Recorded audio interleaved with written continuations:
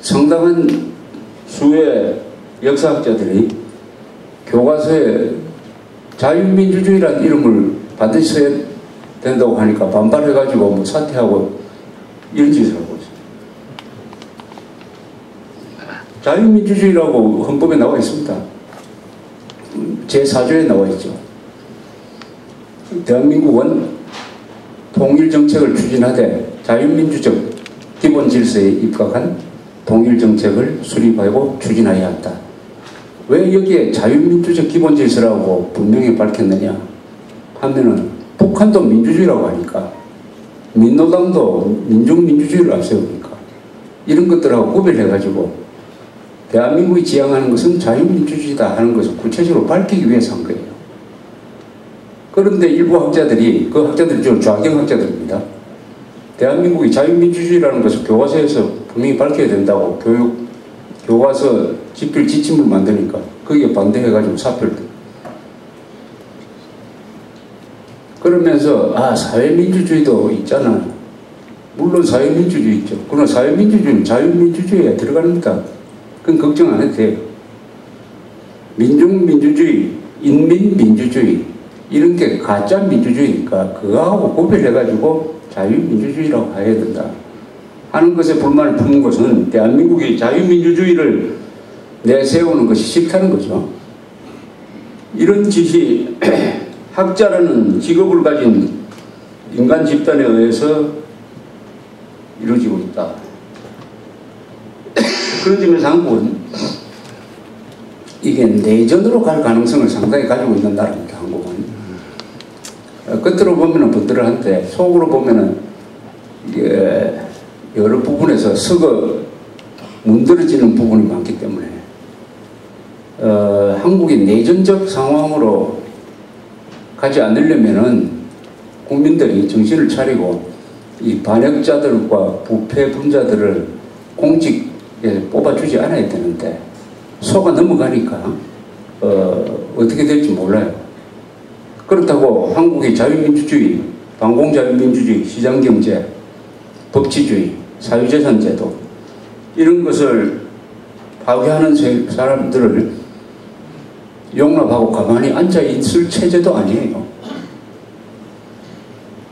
그런데 이런 내전적 상황으로 가는 조건들을 하나씩 지금 쌓아가고 있는 게 한국 사람들이 아니냐 이렇게 생각해요.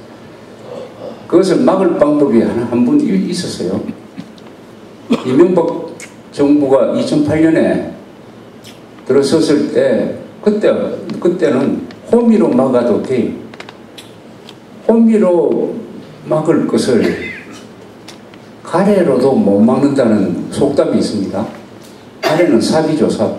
호미로 막을 수 있는 기회에 호미로 막지 않으면 문제가 커져가지고 가래로도 못 막는다. 지금 한국의 상황은 뭐냐? 법으로 막을 수가 있었어요. 헌법으로, 법으로, 보안법으로, 집회, 시위에 관한 법, 수많은 법으로 반역자들을 응징할 수 있는 기회가 2008년에 이명박 정권한테 주어졌어요. 530만 표 차이로 당선이 되고 국회의원 선거에서 압도적으로 여당한테 의석을 주고 당시에 지방 권력은 90%가 한나라당이 차지하고 있었어요. 이때는 호미만 가지고 해결할 수가 있었어요. 그 호미는 뭐냐? 법입니다. 법을 엄격하게 집행을 하면은 그때 이 반역 세력과 악을 뿌리 뽑을 수가 있었어요. 그런데 이명박 정부는 호미를 들지 않았어요. 헌법이라는 칼을 칼집에 꽂아놓고 저 박물관으로 보내버렸어요. 그래서 지난 4년 동안 이 반역 세력의 힘이 더 커졌습니다. 종북 세력. 그 앞장서 있는 민노당은 만들어지고 나서 정당 보조금을 약 260억 원을 받았습니다. 260억. 그것을 대한민국을 파괴하겠다는 정당한테 이 정권이 앞선 정권과 합쳐가지고 260억 원을 지원을 했습니다.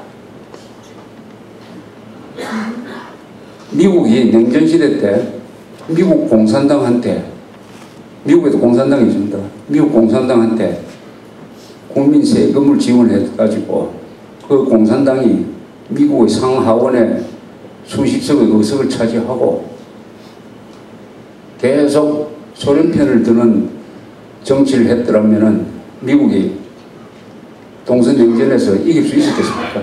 이길 수 있었겠습니까? 어떻게 주한미군 철수, 한미동맹을 해체하고 보안법을 폐지하고 연방제 통일을 하겠다는 목적과 활동을 하는 정당이 국회로 들어옵니까? 이것은 바이러스가 심장에 들어오는 것 같아요. 바이러스. 팔이 아니고 다리가 아니고 심장에 바이러스가 지금 들어와가지고 활동하고 있다. 아마 세계 역사를 아무리 뒤져보아도 어떤 적과 아직도 휴전 중이니까 전쟁을 계속하고 있는 상황에서 그 적의 편을 든 세력을 법으로 응징하지 않고 오히려 국가가 돈을 대주면서 보호하는 이런 나라를, 제가 역사에 대해서 관심이 많은 사람인데 아무리 찾아도 이런 예가 없어요. 세계에서 없는 일이 지금 한국에서 지금 벌어지고 있습니다.